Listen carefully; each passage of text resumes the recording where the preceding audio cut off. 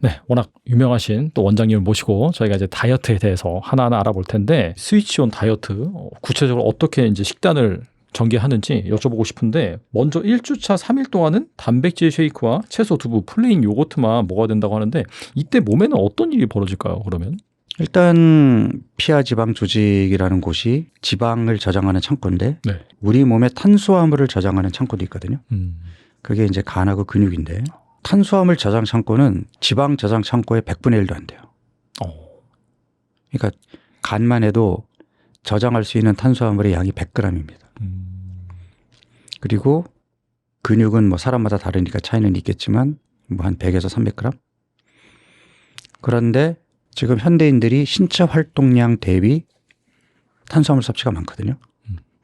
그러니까 탄수화물이라는 에너지원은 급성 에너지원, 바로바로 써야 되는 에너지원인데 하루 세 끼 밥 먹고 후식으로 과일 먹고 중간중간 과자제보 먹고 떡 먹고 과일 먹고 이러면 어쨌든 내 몸에서 필요하는 양보다 넘치면 이것도 저장 창고를 넘어가게 되면 문제가 생기잖아요.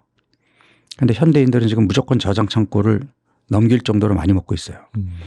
그리고 저장 창고를 넘기는 순간부터 대사 이상이 발생하는 거예요.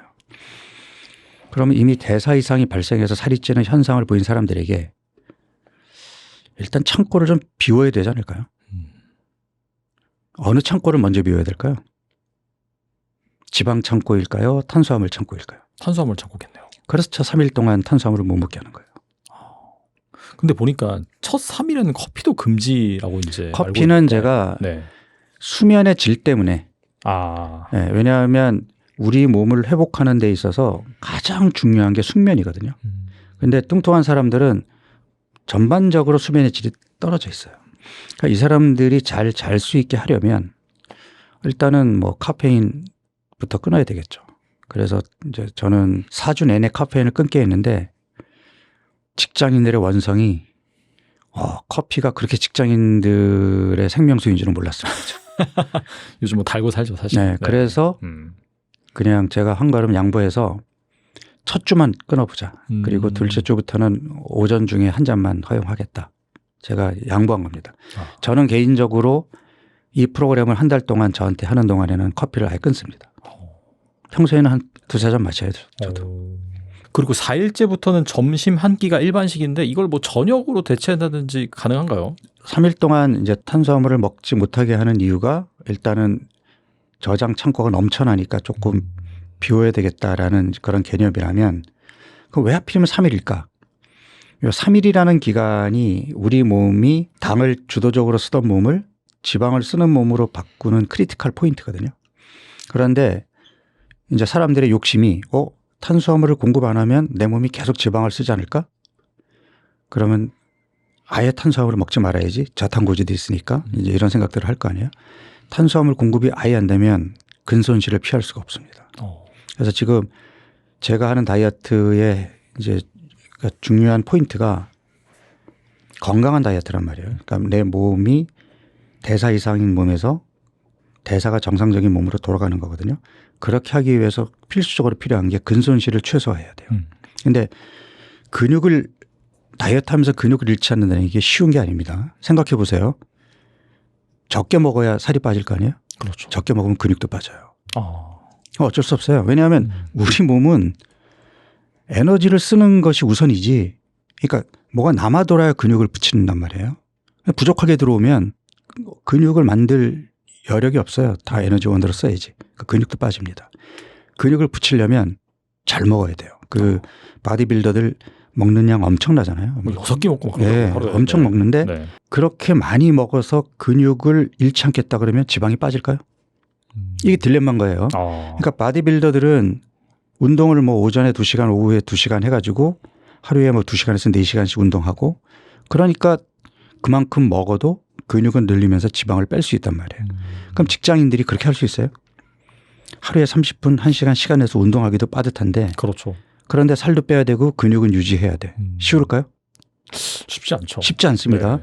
더더구나 비만학회에서 강조하고 있는 저칼로리 식단을 3개월, 6개월 하면 근손실은 피할 수가 없어요. 무조건 빠지게 돼 있어요. 그래서 3일 동안엔 의도적으로 이제 탄수화물을 제한하지만 근손실을 피하기 위해서 4일차부터는 내 몸에 필요한 탄수화물을 최소 요구량부터 이제 점차 늘려가는 전략을 쓰는 겁니다. 그래서 그게 뭐 점심이냐 저녁이냐가 중요한 게 아니라 4일차부터는 밥의 형태로 탄수화물을 공급해야 된다. 그게 뭐 저녁에 먹으면 뭐 살찐다 약간 그런 또 인식이 있어가지고. 네. 저녁에 먹으면 살찐다는 개념보다도 점심에 밥을 먹는 것보다는 저녁에 밥을 먹으면 올라간 혈당이 점심만큼 빨리 떨어지지 않으니까. 그러니까 저녁에 먹는다면 좀 일찍 먹어야 되겠죠. 잠자리에 들기 전에. 그리고 2주차부터는 식단은 이제 4일차와 비슷하게 약간 간헐적 단식을 하루 진행하는 게 핵심인 걸로 알고 있는데 간헐적 단식은 어떤 원칙으로 하는 것인가요? 스폰지를 짜주는 개념이거든요. 그러니까 스폰지를 짜는 게 강도 높은 운동을 하거나 굶는 건데 뭐 진짜 장거리 사이클을 타거나 마라톤을 뛰면 그러면 피하 지방이 쫙 짜지겠죠. 네. 그렇지만 일반인들에게 그런 걸 권할 수는 없잖아요. 그러면 손쉽게 피하 지방을 짤 수 있는 게 뭐죠? 굶는 거잖아요. 근데 굶는데 근손실이 생기면 안 돼. 그럼 어떻게 굶어야 되죠? 잘 먹다 굶어야죠. 그래서 박용우의 간헐적 단식은 네네. 단식에 포커스가 맞춰져 있는 게 아니라 잘 먹는 데 포커스가 맞춰져 있어요. 그 배불리 먹는 걸 강조하거든요. 그러니까 제가 4번에 걸쳐서 식사를 하게 하는 이유가 네. 그러니까 4번에 걸쳐서 단백질을 공급하는 거예요. 그게 이제 근손실을 최소화할 수 있는 나름대로의 전략인 거고 그다음에 점심 저녁을 일반 식사를 하는데 저는 배불리 먹는 걸 강조해요. 근데 대부분의 전문가들이 조금 부족할 때 수저 내려놓으라고 얘기하거든요. 그러니까 배고프게 먹는 게 소식이 건강에도 좋고 장수하고 과식하면 어쨌든 몸에 안 좋다라고 얘기하는데 저는 그러니까 식이섬유와 단백질을 중심으로 배불리 먹어라. 를 강조해요. 근데 여기에는 여러 가지 포석들이 깔려 있는데 일단 단백질을 충분히 공급하자는 것도 있고 그렇게 해야 이미 탄수화물 중독에 빠진 사람들이 다른 음식에 대한 욕구를 누를 수가 있다는 거죠. 초콜릿도 먹고 싶고 빵도 먹고 싶고 밀가루 음식을 먹고 싶은데 건강식만 먹으면 재미없잖아요. 재미없지만 배불리 먹어 주어야 그다음에 중간중간에 뭘 먹고 싶은 생각이 덜 하겠죠. 근데 자꾸 다이어트를 교육하는 사람들이 적게 먹어라. 칼로리 계산해서 적게 먹어서 배고픈데 음식의 유혹에서 이겨낼 수 있어요? 힘들죠. 네. 아니 단돈 1,000원으로 편의점 가면은 달달한 걸 먹을 수 있는 세상에 살고 있는데 이거를 내 의지로 참으라고요? 쉽지 않아요. 사실 이 간헐적 단식에 실패하는 대표적인 이유가 이 먹을 때 충분히 먹어줘야 되는데 계속 적당히 먹고 부족할 때 그만두고 그래서 오히려 이제 이런 게 역효과가 날 수도 있겠네요. 맞습니다. 그래서 지금 간헐적 단식을 하고 있는 사람들의 제일 큰 오류가 바로 그거예요. 대충 먹다가 굶는 거. 무조건 근육이 빠집니다. 근데 박용우 다이어트에서는 근육은 늘고 지방이 빠지잖아요. 네. 이게 이제 잘 챙겨 먹다가 굶으니까 잘 챙겨 먹으면서 근력 운동하면서 근육을 늘리고 굶는 날 본격적으로 지방을 쓰고 이러면 근손실 없이 지방이 빠지겠죠. 그래서 저는 잘 챙겨 먹는 걸 강조합니다. 그리고 이제 3주차부터는 주 2회로 간헐적 단식을 하는데 연달하거나 그보다 더 안 되는 이유는 무엇인가요?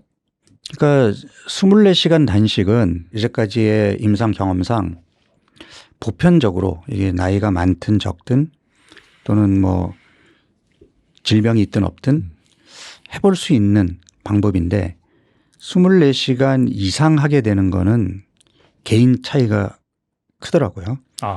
그래서 지금 제가 제시한 박용우 다이어트 프로그램은 어떤 개개인의 특성을 맞춘 게 아니라 프로토콜화한 거잖아요. 그렇죠. 일반화한 것이죠. 네. 근데 그렇게 할 수밖에 없다 보니 개개인에 따라 다를 수 있는 것들을 여기에 다 집어넣지는 못하고 그나마 보편적으로 실천할 수 있는 누구나 실천할 수 있는 방법으로 하다 보니까 이제 그렇게 한 것이고요.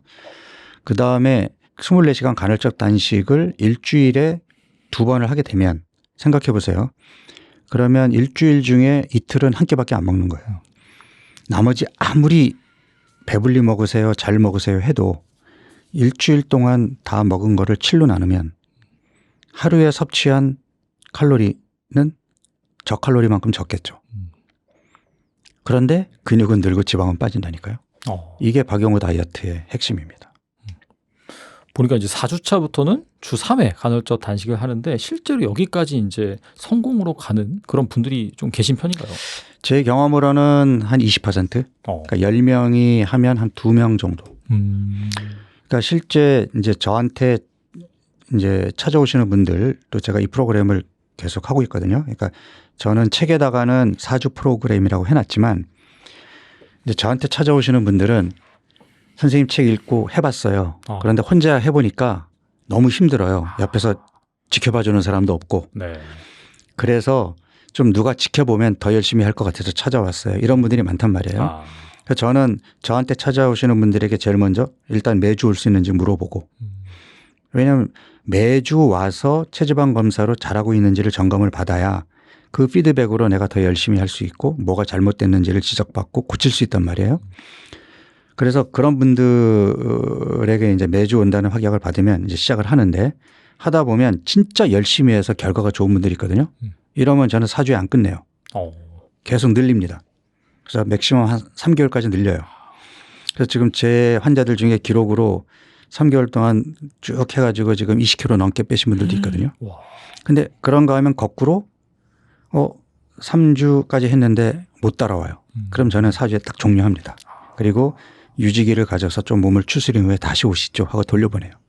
그러니까 꼭 한 달 해야 돼요? 아니에요. 아니 조금 내 몸이 많이 망가졌으면 치료 기간을 좀 늘릴 수는 있죠. 네, 뭐 꼭 이 프로토콜이 한 달이라 그래서 뭐 꼭 무조건 한 달에 끝내라는 건 아니에요. 저 같은 경우는 저는 건강한 몸이니까 한 달만 해도 돼요. 저는 1년에 한 달 매년 하거든요. 근데 몸이 많이 망가져 있는 분들이라면 뭐 2달, 3달 해도 되고 아니면 한 달 하고서는 그 다음에 좀 몸을 추스렸다가 또 한 달 하셔도 되고. 예. 그래서 3주차까지 내가 원하는 결과가 나와서 4주차에 이제 주 3일 단식을 하시는 분들 중에 진짜 열심히 하시는 분들은 그 주 3일 단식 하면서 계속 근육은 유지되면서 체지방이 빠지는 결과를 보이거든요. 근데 이제 물론 뭐 검사 결과를 봤더니 근육이 좀 빠졌어? 그럼 다시 3주차로 돌아갑니다. 네. 그러니까 개개인의 상태에 맞게끔 조절하면 돼요. 저는 한 달에 10kg 빼는 거 절대 권하지 않아요. 하지만 나는 정말 한 달에 10kg 빼고 싶다. 이렇게 목표를 갖고 오시는 분들이 간혹 계시죠. 그러면은 이제 비만 클리닉을 운영하는 입장에서 참 난감한데요. 그래도 우리가 건강하게 10kg를 빼는 방법이 있다면 저는 이런 방법을 말씀을 드리겠어요. 첫 번째는요. 정제된 탄수화물을 줄이는 겁니다. 자, 정제된 탄수화물. 혈당하고 연관이 되게 깊어요. 정제란 말은 무엇이냐면요. 곱게 잘 갈았다는 뜻이에요. 자, 우리가 벼를 키워서요. 쌀이 나오죠. 이것을 일부 도정을 하면요 현미가 되잖아요. 약간 거무튀튀한 현미가 되고 조금 더 도정을 하면은 이제 백미가 되죠. 그다음에 이것을 더 갈아요. 그러면 쌀 가루가 되잖아요. 이때부터 이제 문제가 생기는 겁니다. 이렇게 도정을 하면 할수록 가루로 만들면 만들수록 혈당 수준이 많이 올라간다는 게 문제거든요. 이렇게 잘 갈아냈다는 거를 정제된 탄수화물이라고 얘기합니다. 통밀이 아니라 통밀가루, 통오트밀이 아니라 오트밀 가루를 말하는 거예요. 지방이나 단백질은 갈아도 상관없어요. 야채도 갈아도 상관없어요. 그런데 탄수화물을 갈면요 혈당 스파이크라는 게 생겨요. 혈당의 문제와 연결돼서 생각을 해볼게요. 단 음식을 갑작스럽게 먹었다 그러면요 혈당이 갑작스럽게 치솟습니다. 쭉 올라갔다가요 인슐린이 나오겠죠. 그리고 인슐린이 나와서 떨어뜨릴 때 쭉 떨어져요. 이렇게 혈당이 뾰족뾰족하게 올라갔다 떨어지고 하는 것을 혈당 스파이크라고 해요. 혈당이 올라갈 때 배구에서 스파이크처럼 내려친다 이렇게 얘기해서 혈당 스파이크란 말을 많이 씁니다. 최근에는 혈당 롤러코스터, 혈당 변동성이라는 말도 많이 쓰고요. 얘도 아직 공식적인 의학용어는 아닌데 곧 의학용어가 될 거라고 저는 생각해요. 너무나 이 부분에 고통을 받고 있는 분들이 많이 계시거든요. 그래서 혈당 스파이크가 뭐가 문제냐? 결국은 인슐린 때문에 몸에서는 급격하게 혈당이 너무 많이 떨어지게 돼요. 우리 정상적인 혈당은 70에서 140 사이에서 잘 움직입니다. 아주 정교하게 움직여요. 그런데 당뇨가 아니에요. 그런데 정상인이라도 깡마른 20대 여성이라도요. 치즈케이크에다가 캐러멜 마키아토 하나 먹으면요. 혈당이 200까지 올라갑니다. 이거는 제가 많은 그 경우에서 혈당을 다 체크해보고 말씀을 드리는 거예요. 내가 200까지 올라간다고요? 그럼 당뇨병이잖아요. 예전에 전통적인 당뇨병의 기준으로 보면 이건 당뇨병입니다. 그런데 우리는 당뇨병 환자라고 얘기를 하진 않죠.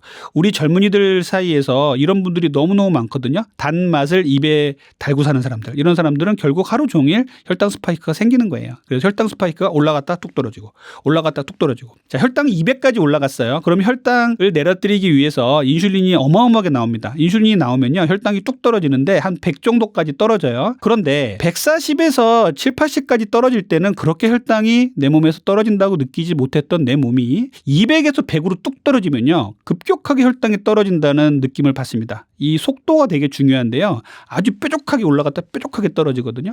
그러면 우리가 어떤 느낌을 받냐면요. 아침에 포만감 있게 밥을 먹고 나갔는데 10시, 11시만 되면은 갑자기 허기가 지고 집중도 안 되고 어떤 경우에 너무 심할 때는 막 손도 떨리고 식은땀 나고 이럴 때가 있어요. 그럼 우리는 어떻게 해요? 당 떨어졌다. 뭐 좀 갖고 와봐. 그러면 결국 손에 잡히는 것은 초콜릿이나 과자 이런 거 먹잖아요. 그러면 혈당이 다시 올라갑니다. 그러면 좀 있으면 또 떨어지고 이게 하루 종일 반복되는 거예요. 그래서 혈당 스파이크를 만들지 않는 게 가장 중요한 거거든요. 그래서 한 달에 10kg 빼는데 가장 중요한 건요. 혈당 스파이크를 안 만드는 식사를 하시는 겁니다. 그러려면 정제된 탄수화물을 줄이시는 거예요. 정제가 잘 된 이렇게 곱게 갈아낸 탄수화물은 절대로 피하시고요. 통곡류라든지 이런 건강한 탄수화물 위주로 좀 드시는 게 좋아요. 자, 두 번째 한 달에 10kg 빼는 방법은요. 단백질을 충분히 잘 드시자는 거예요. 단백질은 우리 몸의 호르몬이라든지 우리 몸의 근골격계를 구성하는 정말 중요한 성분입니다. 그런데 현대인들은요. 단백질이 조금씩 부족해지기 시작했어요. 광고 같은 데 보면요. 단백질 음료, 특히 어르신들을 보는 TV에 보면 단백질 음료, 단백질 파우더 이런 거 엄청나게 선전하잖아요. 왜 그러냐면은 이분들한테 단백질이 정말 많이 부족하거든요. 탄수화물 위주로 먹던 습관을 이제 단백질 위주로 먹어야 돼요. 단백질이 다이어트에 중요한 이유는요. 첫 번째로는 포만감이에요. 탄수화물을 같은 양 먹었을 때 단백질을 많이 먹으면요. 포만감이 어마어마하게 늘어납니다. 그래서 고기를 먹고 나면요. 다음 끼니가 생각이 안 나고 속이 든든한 거예요. 그래서 탄수화물보다 단백질이 이 포만감을 유지하는 데 훨씬 유리하고요. 두 번째는요. 탄수화물을 우리 몸에서 분해할 때 쓰는 에너지와 단백질을 분해 흡수할 때 쓰는 에너지가 달라요. 훨씬 더 많이 단백질을 에너지로 만들 때 쓰는 에너지가 훨씬 높습니다. 그래서 같은 양을 먹더라도 단백질을 먹으면요. 내 몸에서 그만큼 더 일을 많이 하는 거예요. 그러면 다이어트가 훨씬 더 잘 되겠죠. 그래서 단백질은 이런 부분에서 상당히 중요하고요. 그리고 세 번째는요. 단백질이 위와 소장을 통과하면서요. 우리 몸에 건강한 다이어트를 잘 되게 하는 호르몬들이 나와요. 이것을 인크레틴이라고 하는데요. 이렇게 인크레틴이 분비되면서 우리 몸에 단백질이 다이어트에 큰 도움을 줍니다. 그래서 저는 탄수화물 위주로 식사하지 마시고 단백질과 야채 위주로 많이 드세요라고 말씀을 드려요. 이게 가장 중심이 돼야 되는 식사 방법이에요. 자, 한 달에 10kg 빼는 세 번째 방법은요. 간헐적 단식입니다. 간헐적 단식은 우리 현대인들이 이 교란된 생체 리듬을 되찾아주는 데 상당히 중요해요. 예전에 구석기 때부터 우리가 산업화 때까지를 보면은 밤에는 불이 꺼지면 잠을 자고 먹는 걸 멈추고 잤죠. 그런데 지금은 어때요? 밤에도 야경이 밝고 재밌는 것도 많이 하고 핸드폰만 켜면 언제든지 배달 음식이 달려오잖아요. 그렇기 때문에 밤에도 먹고 낮에도 먹고 밤에도 자고 낮에도 자고 이렇게 생활 리듬이 엉망이 됐단 말이에요. 그래서 밤에는 잠을 자고 먹는 걸 멈추고요. 낮에는 활동하면서 먹자. 이것이 가장 기본적인 거예요. 아주 쉬운 건데 현대인들은 이걸 하기가 너무너무 힘들어요. 밤에 야식 문화에 너무 젖어 있거든요. 그래서 간헐적 단식을 잘 활용하면요. 한 달에 10kg 빼는 거 어렵지 않습니다. 12대 12, 12시간부터 굶어보세요. 12시간을 굶는 것도 힘든 분들 많아요. 아침 7시부터 저녁 7시까지 식사를 했다면요. 저녁 7시부터 아침 7시까지는 물 외에는 아무것도 먹지 않는 거예요. 이런 생활 습관을 갖는 것 정말 중요해요. 그리고 네 번째는요. 규칙적인 식사예요. 자, 규칙적인 식사. 이때 먹거나 저때 먹거나 다 똑같은 거지. 규칙적으로 왜 먹으라고 하지? 라고 얘기할 수 있는데 규칙적인 식사는요. 우리 현대인들한테 정말 중요하거든요. 우리는 또 아무 때나 먹는 습관들이 아주 몸에 배어버렸어요. 그리고 얼마나 맛있는 간식들이 많아요. 그러다 보니 아침에 먹고 나가면 또 회사에 가서 뭐 간식도 먹고 또 점심 전에 또 뭔가 또 주워 먹고 점심 먹고 나서 또 먹고 이렇게 계속 반복되고 밤에도 먹잖아요. 자, 하루에 3끼를 먹는다 치면 아침, 점심, 저녁을 같은 시간에 정해놓고 같은 시간에 드시도록 애를 쓰십시오. 이게 왜 중요하면요. 우리 몸에 인슐린이 하루에 3번 나오고 인슐린을 쉬게 해줘야 되거든요. 우리 목표는 인슐린을 정상화시켜주고 췌장을 쉬게 해주는 거예요. 췌장을 쉬게 해주려면요. 하루에 3끼를 먹으면 3번 인슐린이 나와서 일을 하고 췌장을 쉬는 겁니다. 그런데 3끼를 식사를 먹고 중간중간에 간식을 먹고 야식을 먹었어요. 그러면 6번, 7번을 췌장이 일을 하게 돼요. 그렇게 되면 결국은 살은 안 빠질 수밖에 없습니다. 인슐린을 적당하게 나오게 하고 우리 몸이 음식을 안 먹을 땐 췌장을 쉬게 한다. 이것이 가장 기본 원칙이니까 이렇게 규칙적으로 먹는 것들 중요하다고 말씀드릴게요. 자, 5번째는요. 수면이에요. 자, 우리 현대인들은 수면이 정말 이제는 숙제가 돼버렸어요. 수면을 못 취하고 또 수면의 중요성도 인식하지 못하는 분들도 상당히 많아요. 그런데 잠자는 것 정말 중요합니다. 우리 몸의 대사를 정상화시켜주는 시간이거든요. 그래서 하루에 7시간 반 전후에 숙면은 꼭 취해 주셔야 돼요. 밤 10시부터 새벽 2시까지는요. 천연 식욕 억제 호르몬이 나옵니다. 제가 붙인 이름인데요. 이 호르몬이 성장 호르몬이에요. 아이들은 성장 호르몬이 키를 크게 하는 데 쓰여지지만요. 어른들 다 자란 성인들한테는요. 성장 호르몬이 대사를 정리를 해주고요. 내장 지방을 사지 말단으로 지방을 퍼뜨리는 역할을 해요. 그런데 잠을 못 자면 어떻게 되냐면요. 식욕이 막 요동을 치죠. 렙틴, 그렐린 같은 식욕 조절 호르몬도 요동을 치고요. 또 코티졸 같은 호르몬이 나와서 몸을 엉망으로 만들어 버립니다. 그래서 잠을 못 자고 나면 다음날 이상하게 평소에 당기지도 않았던 라면이 땡기고 빵이 땡기고 이런 거예요. 그래서 잠을 충분히 주무시라는 것. 이것이 정말 10kg를 빼는데 정말 중요한 거예요. 그리고 이제 마지막 6번째는요. 운동이에요. 우리가 다이어트를 할 때 있어서 식사가 80, 운동이 20 뭐 이렇게 얘기하시는 분들 많이 계세요. 운동의 퍼센테이지는 분명히 낮습니다만 운동을 등한시하시면 안 돼요. 운동은 운동 자체대로 에너지를 발산하고 그리고 근육을 키우는 데 중요한 역할을 하죠. 그런데 그것보다 더 중요한 것은요. 저는 이런 정신적으로 운동을 하면 아주 개운하고 기분 좋잖아요. 다이어트를 지속하게 해줄 수 있는 힘을 줍니다. 동기를 주고요. 의지를 줍니다. 그렇기 때문에 저녁에 빨리 걷기를 하고 들어와서 흠뻑 젖은 사람이 집에 들어와서 단맛 나는 케이크를 또 먹고 자겠어요? 내 몸에 더 나쁜 것 이제 들어오지 않게 해야겠다. 이렇게 다짐을 하게 되죠. 그렇기 때문에 우리는 운동이 상당히 중요합니다. 그래서 10kg 빼실 때 마지막으로 저는 운동을 꼭 강조드리고 있습니다. 이번엔 좀 원초적인 그런 질문을 좀 드려보겠는데 다이어트하면서 스트레스와 배고픔을 느끼지 않는 것이 핵심인데 반대로 단식하면서 당연히 스트레스를 받는다든지 배고픔을 느낄 수밖에 없잖아요. 이렇게 힘들 때는 좀 해결 방안이 있나요? 스트레스가 다이어트의 가장 큰 적이거든요. 네. 그래서 저한테 찾아오신 분들 중에 머리끝부터 발끝까지 스트레스로 꽉 차 있는 사람들은 지금 다이어트 하지 말라 그래요. 무조건 실패합니다. 그러니까 주변 환경을 정리하고 나서 해야 돼요.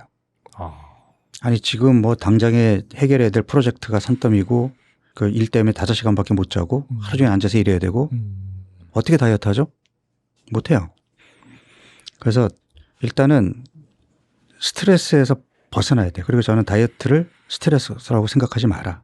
그러니까 스트레스는 결국은 내가 만드는 거거든요. 내가 어떤 상황을 스트레스라고 인식해야 이게 스트레스가 되는 거예요. 그러니까 어차피 내가 해야 되는 다이어트라면 즐겁게 하자. 그러니까 한 달 후면 내가 더 건강해지는데 건강해지는 한 달 후의 모습을 상상하면서 이제 예전에 입었다가 못 입던 옷을 다시 입을 수 있다라는 또는 한 달 후에 내가 성공하면 그 보상으로 나한테 뭘 사줘야지 하는 이런 생각으로 어쨌든 그걸 이겨내면 되는 거예요.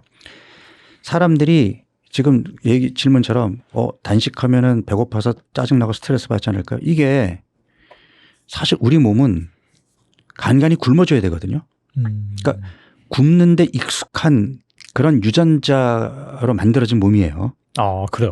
아니 생각해 보세요. 인류 두 발로 걸어 다니는 우리 인류의 30만 년 역사에서 지금처럼 한 끼도 거르지 않고 꼬박꼬박 챙겨 먹는 게 불과 50년? 60년? 그러니까 아니 100년 전만 해도 생각해 보세요. 이렇게 몇 끼니 꼬박꼬박 챙겨 먹을 수 있었는지. 그러니까 굶는 데 익숙해 있어요. 그러니까 원시 인류 때부터 가을철에 일부러 뭐 과일 먹고 살찌워 갖고 겨울 내내 추위와 굶주리면서 이겨냈어야 됐고. 그러니까 우리 몸이 가지고 있는 다양한 기능들을 다 활용해야 되는데 그러니까 운동을 안 하는 것도 그렇고 굶지 않는 것도 그렇고 사실 생각해 보세요. 운동이 스트레스 안 받아요? 운동하면? 스트레스 받죠. 힘든 운동하면? 그러니까 그거 왜 하죠 근데? 건강해지려고 뭐 하는 거겠죠. 그러면 네네. 아니 굶어서 건강해지는데 안 굶을 이유가 있을까요? 똑같은 거예요. 네네. 자, 내가 운동 안 하고 그냥 일상생활을 뭐 걸어 다니고 앉아 있고 안 움직이면 편하죠.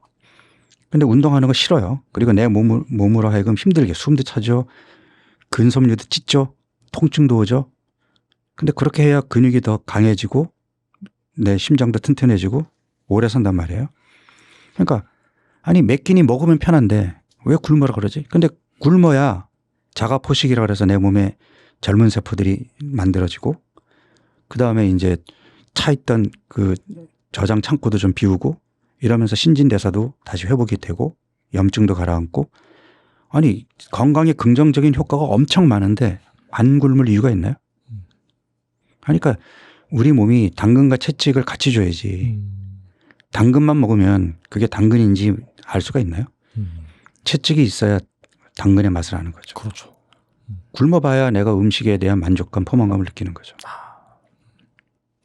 그러니까 정말 맛있는 음식이 뭐 존재하는 게 아니라 얼마나 내가 이제 뭐 운동을 했는지 굶었는지 거기에 따라서 상대적으로 이게 훨씬 더 맛있어지는 그렇죠. 그런 거겠네요. 진짜. 그렇죠. 우리 몸에 당근과 채찍을 저는 주는 게 필요하다고 봅니다. 그리고 또 원장님께서는 애주가라고 이제 밝히셨는데 술을 마셔도 살이 찌지 않는 또 비결? 뭐 원장님의 새끼 식단이 뭔지 궁금하네요. 술을 마셔도 살이 찌지 않는 몸이 아니라 술을 마시기 때문에 건강을 더 챙기는 거죠. 더 챙긴다, 신경을 쓴다. 그런 네. 식으로 이해하면 되겠군요. 하고 싶지 않은 운동, 저 운동 굉장히 싫어하거든요. 네, 저는 어렸을 때부터 책상에 앉아서 공부만 했던 사람이라 뭐 운동 신경도 둔하지만 운동이 익숙하지가 않으니까 운동하는 거 진짜 싫어하거든요. 근데 운동을 해야 되잖아요. 왜냐하면 내가 술을 마시고 사람들이랑 어울리려면 건강한 몸을 유지해야 되니까. 네. 운동해야죠. 그리고 술은 백해무익이거든요. 몸에 안 좋아요. 몸에 안 좋기 때문에 술 이외에 몸에 나쁜 거는 일체 안 먹습니다. 담배라든지 뭐. 네. 그러니까 음식도 저는 심지어 그러니까 설탕 아예 안 먹고요. 밀가루도 뭐 가급적이면은 뭐 특별한 모임이나 행사 그런 자리 아니면은 잘 안 먹어요. 건강식으로만 챙겨 먹습니다. 그리고 다이어트 할 때 흔히 찾는 게 계란이라고 하더라고요. 그리고 한 외국 의사가 한 달에 720개나 되는 그 달걀을 먹고 건강해졌다라는 그런 사례도 있고 원장님께서는 그 매일 한 계란, 달걀 몇 알 정도가 적당하다고 보시나요? 근데 저는 역으로 질문 드리고 싶은 게 그게 왜 중요하죠? 달걀 2개, 3개 이게 왜 중요하죠? 많이 먹으면 뭐 안 좋다라는 얘기도 있고 좀 그런 게 있어서 그런 것 같아요. 그러니까 제가 아니 한 사이즈의 옷을 모든 사람들에게 이게 맞는 옷이니까 너네 이거 입어. 이게 뭐 남든 꽉 끼든 어쨌든 이게 내 옷이야라고 그렇게 얘기하는 게 맞냐는 거죠. 그러니까 달걀이라는 음식은 제가 이제 기본적으로 앞서 얘기한 것처럼 식이섬유와 단백질이 풍성한 음식을 잘 챙겨 먹으라고 얘기했잖아요. 근데 이제 달걀은 대표적인 단백질 덩어리 음식이잖아요. 물론 이제 포화지방이라는 안 좋은 지방도 있지만 그래서 어쨌든 식이섬유와 단백질이 풍부한 음식을 먹는 거에 달걀이 들어가 있으면 좋겠죠. 그러니까 그런 개념으로 이해를 해야지 달걀 2개 먹는 게 좋아요? 3개 먹는 게 좋아요? 이런 질문이 얼마나 그렇게 중요한 질문일까요? 질문 자체가 좀 잘못됐다 이렇게 볼 수 네. 있겠네요. 네. 뭐 조리 방법도 중요하다 이런 말이 있는데 그러니까 그것도 마찬가지인 거죠. 네. 그러니까 뭐 삶아 먹을 수도 있고 그다음에 뭐 기름에 부쳐 먹을 수도 있는 건데 그 기름도 기왕이면은 뭐 아보카도 오일이나 좋은 기름 쓰면 되는 거지. 네. 그거를 뭐 삶아 먹는 게 부쳐 먹는 것보다 기름이 덜 들어가니까 더 좋다. 그런 거에 집착하는 것보다는 차라리 내가 과자를 끊는 게 더 나은 거지. 그러니까 좀 더 큰 그림을 봐야 되는데 사람들이 자꾸 그런 작은 거에 집착을 하는 걸 보면 조금 안타까운 생각이 들죠.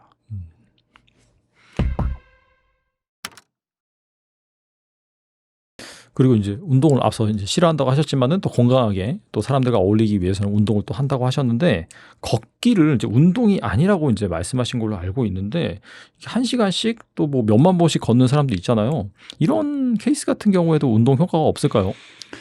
그러니까 이를테면 우리가 이제 병원에 가면 치료를 하잖아요. 그 치료라는 것이 약물 치료도 있고 뭐 주사도 있고 또는 물리 치료도 있고 뭐 재활 치료도 있고 다양한 치료가 있어요. 그러면 운동을 치료의 개념으로 보고 들어갈 때 그러니까 약을 한번 생각해 보세요. 약이라는 게 용법, 용량이 있잖아요. 그러니까 하루 3번 먹어라 또는 하루 2번 먹어라 뭐 1알 먹어라 2알 먹어라 용법, 용량이 있단 말이에요. 운동의 용법, 용량은 어떻게 될까요? 그러니까 예를 들어서 걷기가 건강에 도움이 돼. 하루 10,000보 걸어야지. 나 6시간 등산해야지. 운동이 효과가 있을까요? 예를 들어서 혈압약을 하루에 한 알씩 먹으라고 처방을 받아왔어요. 아, 나 귀찮은데 그냥 일요일 날 7알 먹어야지. 효과 있을까요? 그러니까 용법, 용량을 맞춰야 그 운동이 내 몸을 바꾸는 효과가 나타날 거 아니에요. 아니, 그러니까 약이 좋다고 그냥 한 알 먹을 걸 3알, 4알 먹으면 효과 있나요? 그리고 매일 먹으라고 한 거를 일주일에 한 번 먹으면 효과 있나요?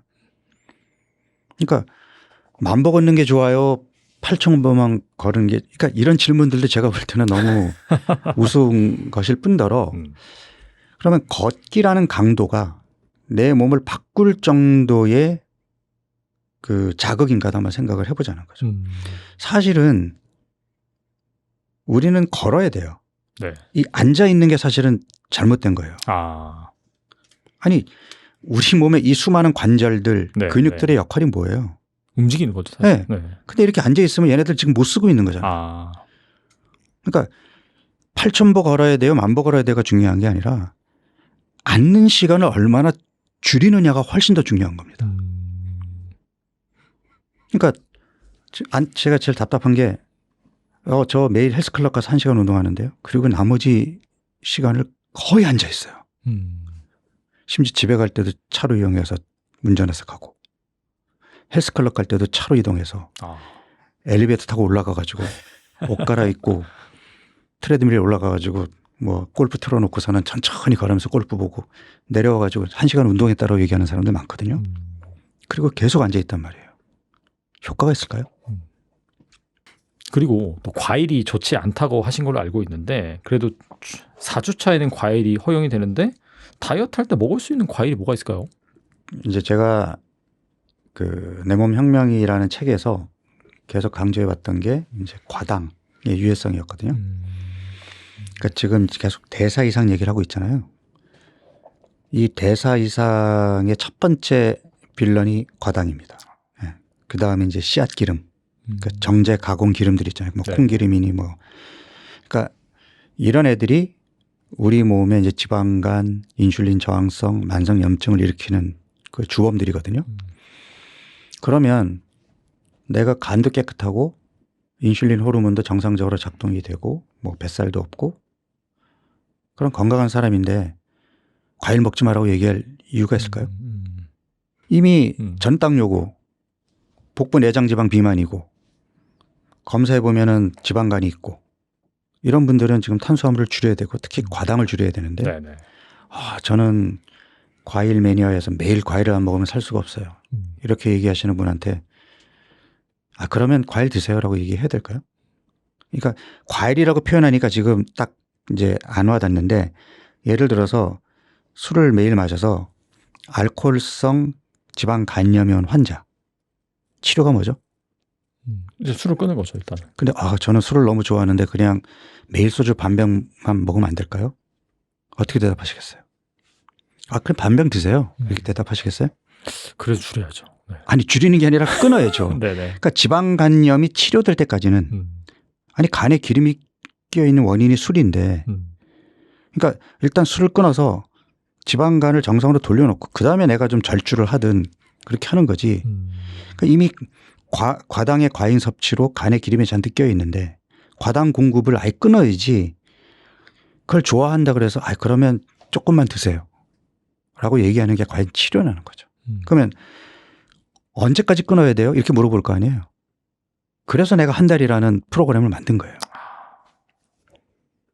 이게 더 합리적 아니에요? 그러니까 한 달 동안 과당과 술을 끊고 그다음부터 절주를 하고 과당 섭취를 좀 신경 쓰고 그러니까 그게 관리잖아요.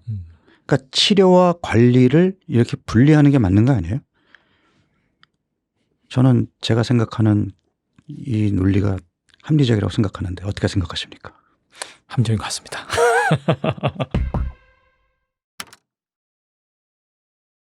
저는 다이어트를 하실 때 계란을 2개씩 먹으라고 꼭 말씀을 드려요. 저는 계란을 먹으면서 항상 그런 생각을 합니다. 야, 계란이 없었다면 얼마나 우리가 식단을 짜기가 어려웠을까라는 생각하거든요. 계란의 장점은요. 여러분들 잘 아시잖아요. 계란은 완전 식품이라고 하잖아요. 물론 뭐 비타민C나 섬유질은 없어요.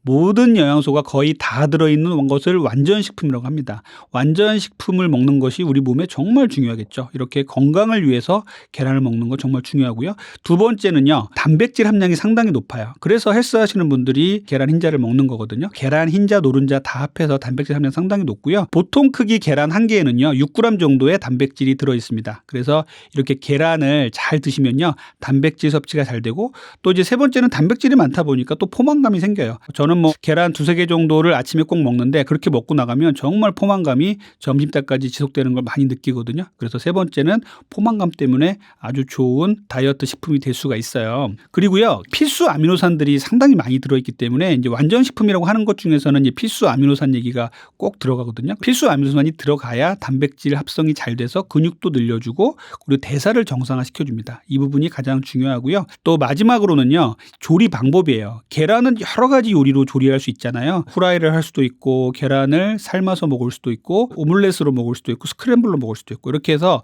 여러 가지 요리 방법으로 다양하게 먹으면서 좀 질리지 않게 먹을 수 있다는 이런 장점이 있습니다. 그래서 다이어트 할 때 정말 좋은 건강식품입니다. 계란을 먹는 방식 중에 제일 좋은 것은요. 삶은 달걀이고요. 또 추천을 한다면요. 오믈렛이나 스크램블 같은 걸 추천을 드려요. 약간 저온 요리잖아요.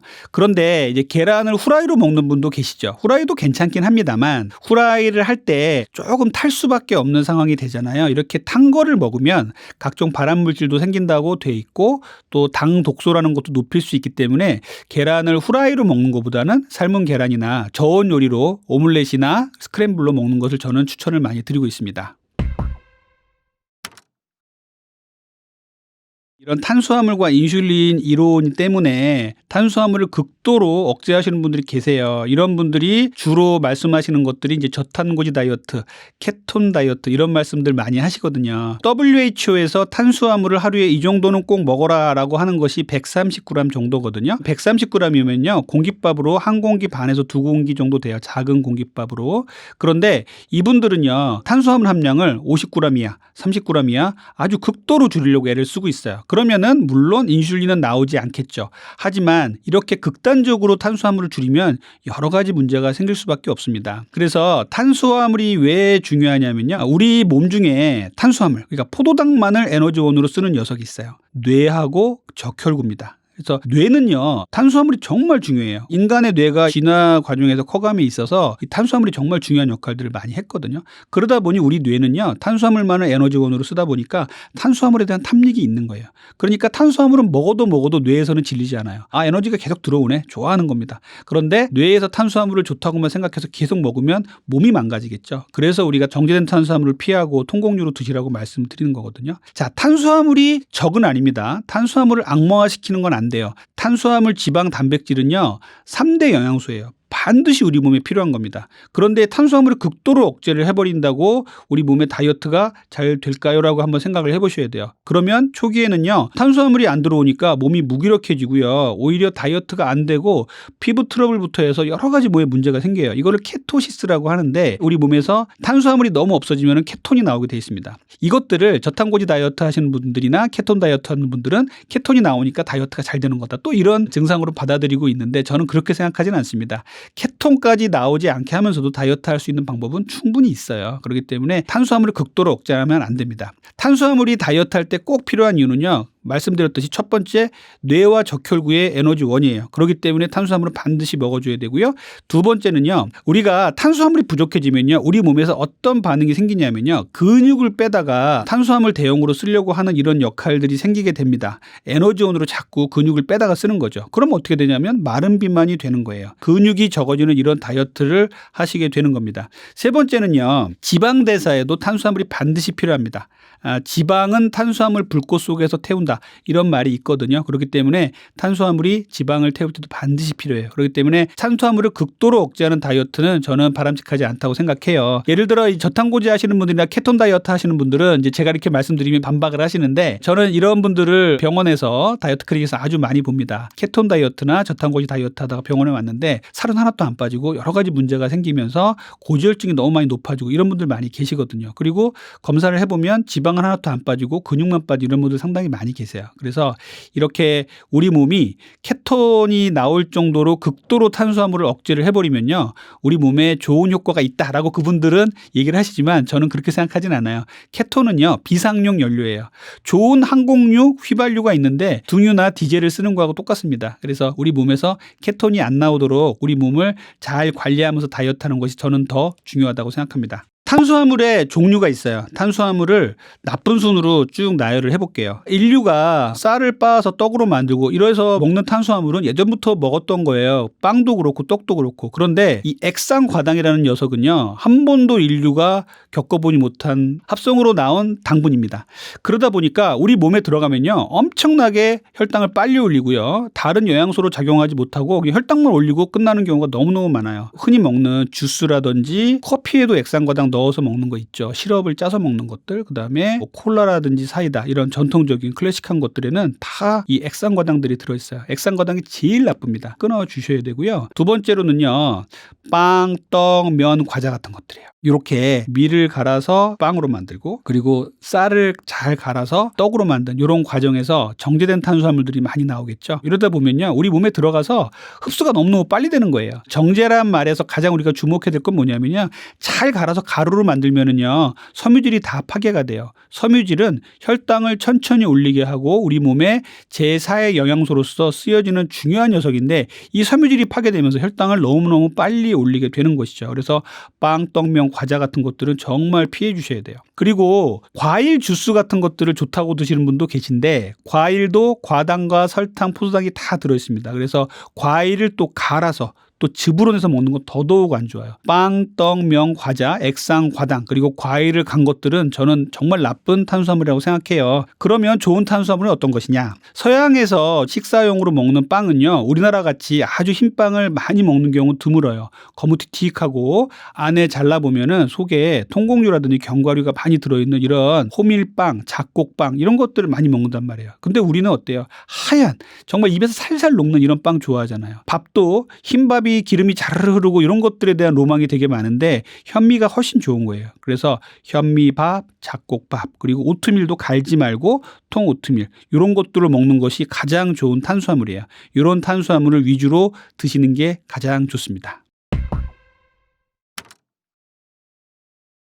저는 하루의 식사 중에 아침 식사를 정말 중요하게 강조를 많이 드려요. 왜 그러냐면요. 밤에 공복 상태를 한번 생각해 보세요. 우리 몸에 아무것도 음식이 안 들어오니까 혈당 수준이 잠잠합니다. 그러다 보니까 인슐린도 할 일이 없으니까 잠잠해요. 췌장이 쉬고 있단 말이에요. 이 잔잔한 호수에다가 큰 바위돌을 던지는 게 있어요. 뭐냐면은 일어나자마자 흰 빵을 구워가지고 거기다가 주스하고 같이 먹는 것. 이런 것들은요. 혈당 수준을 아주 많이 올리게 될 수밖에 없어요. 그래서 공복 시의 첫 끼를 혈당을 올리지 않는 게 정말 중요합니다. 자, 여러분들 집에서 아침에 출근하는데 안 좋은 소리 듣고 나왔어요. 그러면은 회사에 가서 작은 일에도 괜히 화가 나고 잘 풀릴 일도 하루 종일 안 풀린다 이런 말씀 많이 하시잖아요. 그게 왜 그래요? 아침에 화가 난 상태로 나오면은요. 작은 일에도 신경이 예민해지고 또 화가 나고 아 내가 왜 그랬을까 또 자책감이 들고 또 화를 내고 이게 반복되는 거잖아요. 혈당도 마찬가지예요. 아침에 혈당 스파이크를 만드는 정제된 탄수화물을 먹고 나가면은요. 오전 10시 11시 정도가 되면 혈당이 뚝 떨어져요. 그러면서 우리는 또 배가 고프죠. 그러면은 손에 잡히는 게 초콜릿이나 과자 이런 것들밖에 없으니까 또 이것을 먹고서 혈당이 또 올라갑니다. 그래서 혈당은 하루 종일 반복될 수밖에 없어요. 점심에 나가면 또 평소에 먹던 아주 건강한 식사보다는 달달한 게 먹고 싶어요. 점심 먹고 나오면 또 혈당이 올라갔다가 뚝 떨어지면 점심 이후에 식곤증이 심하게 오다가 오후 3, 4시 되면 또 배가 고파서 또 간식을 찾습니다. 하루 종일 반복되는 이 혈당 스파이크를 만들지 않으려면 아침 식사를 단백질 채식 위주로 드셔야 돼요. 그러면 아침 첫 끼에 가장 좋은 식사. 한국식 식사를 하신다 그러면요. 현미에다가요. 풍부한 해조류 그리고 나물류, 생선류라든지 고기류 같은 거 같이 먹으면 좋겠죠. 거기다 같이 드시면 좋은 멸치볶음이나 김을 곁들여 드시면 좋습니다. 그런데 밥이 아니고 다른 걸로 바쁘니까 간단하게 먹을 수 있는 게 있느냐라고 묻는 분들이 많이 계셔서 제가 항상 말씀드리는 게 아침에는요. 기억하세요. 제일 중요한 거는 계란 2개입니다. 그래서 삶은 계란을 미리 만들어 놨다가 아침에 급하니까 까서 소금에 찍어서 먹고 나간다. 꼭 생각을 해주세요. 아침에 계란은요. 다이어트를 잘 되게 해주고 포만감도 오래 지속하게 해주는 아주 중요한 식품이에요. 두 번째는요. 콩류예요. 콩류는요. 결국은 저항성 전분이라는 탄수화물이 들어있는데 혈당을 많이 안 올리는 성분이 들어있어요. 그래서 이렇게 저항성 전분이 많이 들어있는 콩류를 좀 많이 드셨으면 좋겠고요. 콩은 다양하게 요리가 가능하잖아요. 그래서 콩을 대두 자체로 먹을 수도 있고요. 그다음에 낫또로도 먹을 수도 있고 두부, 그다음에 비지, 무가당, 두유 같은 것들로 만들 수가 있어요. 무가당 두유 같은 것들을요. 잘만 고르시면 이 탄수화물을 극도로 억제하면서 만들 수 있습니다. 탄수화물을 10g 이하, 5g 이하로 만드는 이런 무가당 두유들이 있으니까 이런 것들 찾으셔서 아침 식사로 드시면 상당히 좋겠어요. 세 번째는요. 무가당 그릭 요거트예요. 무가당 그릭 요거트는요. 상당히 좋은 유단백을 섭취할 수 있는 방법이에요. 그릭 요거트는요. 그리스 연안 지중해 지역에서 전통적으로 먹던 요거트를 만드는 방식에서 나온 거예요. 우유를 오래 방치해두면 위에 맑은 부분과 아래 꾸덕꾸덕한 부분으로 분리가 되는데요. 맑은 부분을 유청이라고 하는데 유청을 버리고 아랫부분만 이용해서 여기에 유산균을 투여해서 다시 한번 끓여서 만든 게 그릭 요거트입니다. 그릭 요거트 드셔보신 분은 아시겠지만 꾸덕꾸덕해요. 그래서 그릭 요거트는 농축된 단백질입니다. 같은 양을 먹어도 아주 농축된 단백질, 유단백을 먹을 수가 있어서 이것이 장점이고요. 유청이 분리되어 있기 때문에 유당불내증 같이 우유 먹고 설사하시는 분들도 일부 그릭 요거트는 안전하신 분도 많이 계세요. 또 하나는 그릭 요거트는 꾸덕꾸덕하지만 좀 부드러운 부분도 있기 때문에 토마토에다가 그릭 요거트 그리고 블루베리에다가 그릭 요거트를 같이 버무려서 먹는 거 상당히 좋아요. 토핑으로 이용하는 거죠. 이렇게 이용하시면 상당히 좋은 식사가 될 수가 있어요. 그래서 현대인들이 정말 바쁜데 간단하게 먹을 수 있는 게 없을까라고 고민하실 때 이렇게 계란 그리고 콩류, 세 번째 그릭 요거트 이렇게 말씀을 드리거든요. 이런 것들을 고르실 때는 탄수화물 함량이 정말 적은 것들 무가당으로 고르셔서 아침 식사 대용으로 사용하신다면 상당히 좋을 겁니다. 네, 오늘 아침에도 이렇게 먹고 나왔습니다. 요즘 단백질에 대한 관심도가 상당히 높아지고 있어요. 그만큼 우리 현대인들이 단백질 부족에 시달리고 있습니다. 그리고 연세가 드실수록 단백질을 잘 먹어야 된다고 돼 있어요. 그런데 우리 어르신들은 특히 어머님들 예전에 단백질, 고기류를 많이 못 드셨던 분들이 많기 때문에 나이 들어서 고기를 먹는다는 게 쉽지 않다. 이런 분들 많이 계세요. 그래서 고기를 사드리려고 외식을 하러 나갔다 왔더니 속이 안 좋다. 이런 분들 보면 참 마음이 아픈데요. 이렇게 단백질이 이제 나이가 들수록 더 중요해지는 이유는요. 우리 호르몬을 구성하는 성분이에요. 모든 호르몬들이 단백질에서 나옵니다. 그래서 이 대사에 중요한 호르몬들을 유지하기 위해서라도 단백질 섭취가 상당히 중요해요. 그리고 단백질은 근육의 원천이잖아요. 근육이 약해지면 안 됩니다. 낙상을 하더라도 근육이 좋으신 분들은 골절이 안 돼요. 그런데 조금만 넘어져도 이제 골절이 되는 분들은 아주 근육이 부족하신 분들 이런 분들이 계시단 말이에요. 자, 그러면 단백질을 어떻게 먹을 것이냐. 고기 말고 단백질 생각이 잘 안 나시는 분도 많이 계시죠. 단백질은 동물성 단백질, 식물성 단백질이 있어요. 동물성 단백질에 좋은 것들은요. 닭가슴살, 계란, 그다음에 생선의 흰살, 그리고 수육의 고기 부분 이런 것들이 아주 좋은 동물성 단백질이죠. 그런데 이런 것들을 못 먹겠다 이런 분도 계시는데 저는 그래도 계란 정도는 드실 수 있는 분이 계시다면 계란은 좀 드시고 그 상황에서 식물성 단백질도 많이 추천을 드려요. 식물성 단백질을 2, 동물성 단백질을 1로 해서 먹는 게 제일 좋다고 합니다. 그래서 2대 1로 맞춰 드시되 식물성 단백질, 소고기만큼 좋은 식물성 단백질들이 있어요. 콩류가 가장 좋아요. 콩류는요. 렌틸콩 그리고 병아리콩 우리가 흔히 먹는 대두 이런 거 다 좋으니까 이런 완두콩 같은 거를 잘 드시면 좋겠어요. 또 콩은 요리를 다양하게 할 수가 있잖아요. 그래서 대두 그냥 먹어도 좋고 그다음에 두부 만들어서 두부 요리를 잘해서 먹거나 비지라든지 그리고 낫또 낫또 참 좋습니다. 낫또가 이제 뭐 일본 음식이다 해서 호불호가 갈리는 경우도 있는데 저는 낫또를 매일 먹거든요. 낫또는 아침에 먹기도 상당히 좋고요. 요즘에 새벽 배송으로 정말 잘 와요. 그리고 슈퍼에 가서도 많은데 요즘 낫또에다가 이제 고추냉이 같은 걸 섞어서 맛도 잘 잡고 낫또 특유의 청국장 냄새 같은 걸 좀 덜 나게 해서 나오는 것들 많거든요. 이런 것들 충분히 드시면 상당히 좋은 단백질 보급원이 됩니다. 그리고 무가당 두유. 두유도 단백질 함량이 상당히 높고요. 그리고 저항성 전분이 상당히 많습니다. 탄수화물 함량을 5g 이하짜리로 구해서 먹으면 제일 좋겠어요. 자, 콩류 다음에 좋은 단백질의 보급원은요. 버섯이에요. 버섯은요. 상당히 좋은 단백질 보급원이에요. 그래서 산에서 나오는 소고기, 산에서 나오는 스테이크다 얘기를 하는 거예요. 버섯에는요. 단백질 함량이 상당히 높고요. 또 버섯을 제가 추천드리는 이유는요. 비타민 D가 상당히 높아요. 우리 다이어트 하시는 분들 또 연로하신 분들이 골다공증에 비타민 D 정말 중요하거든요. 비타민 D를 영양제로 안 먹고도 이렇게 버섯만 충분히 섭취하셔도 비타민 D 상당히 많이 올릴 수가 있습니다. 쫄깃쫄깃하고 맛도 좋으니까 버섯을 아주 충분히 많이 드시면 좋겠어요. 세 번째는요. 호박씨예요. 호박씨에 단백질이 많아요. 이렇게 놀라시는 분도 계실 텐데 호박씨 단백질 함량 상당히 높아요. 그래서 호박씨를 잘 말려서 간식으로 쟁여놨다가 배가 고플 때마다 호박씨를 한두 개 까먹으면 참 고소하잖아요. 그래서 호박씨를 하루에 한 주먹 정도 먹는 거 괜찮거든요. 이렇게 호박씨 드시면 좋겠고요. 마지막으로는 아몬드입니다. 아몬드에도 불포화 지방산도 많지만 단백질도 상당히 많아요. 그래서 이렇게 식물성 음식에도 단백질이 많다라는 부분 생각해 주시고요. 단백질이라고 해서 꼭 고기만 있는 건 아니니까 단백질을 식물성도 생각을 해 주시고 단 식물성만 너무 올인해서 드시면 안 돼요. 그러면은 동물성 단백질에서 얻을 수 있는 필수 아미노산이 있습니다. 이 필수 아미노산을 못 얻을 수 있기 때문에 건강에 안 좋은 영향을 미칠 수가 있어요. 기억하세요. 식물성 단백질을 2, 동물성 단백질을 1로 해서 꼭 드셨으면 좋겠습니다. 제가 다이어트 클리닉 하면서 많이 만나는 분 중에 나는 오트밀을 매일매일 먹는데 살이 안 빠져요. 그래서 오트밀을 어떤 거 드세요? 하고 제가 보면은 갈아낸 오트밀을 우유 같은 데 타서 드시는 분들이 좀 계시는데 이거는 그냥 다이어트 식품이 아니고 그냥 식품입니다. 건강식품이에요. 자, 제가 말씀드렸죠. 오트밀은요 상당히 좋은 탄수화물이에요. 세계 슈퍼푸드를 꼽을 때 꼭 10위 안에 들어가는 게 오트밀입니다. 왜 그러냐면요. 오트밀은요 탄수화물도 많지만 단백질 함량이 상당히 높아요. 그래서 오트밀을 최고로 치는 거예요. 그래서 오트밀을 먹으면 근육량도 늘어나고 다이어트도 상당히 잘 되거든요. 문제는 오트밀 드셔보신 분 아시겠지만 오트밀은 먹기가 정말 까다로워요. 압착 오트밀 같은 거 그냥 물에 불려가지고 먹으려고 그러면요. 정말 종이장을 씹는 것 같다. 이런 식감을 말씀하시는 분들이 많이 계시거든요. 그러다 보니까 오트밀을 먹기 쉽게 오트밀이 좋다고 하니까 갈아서 또 물에 타먹게 나오는 것들이 있습니다.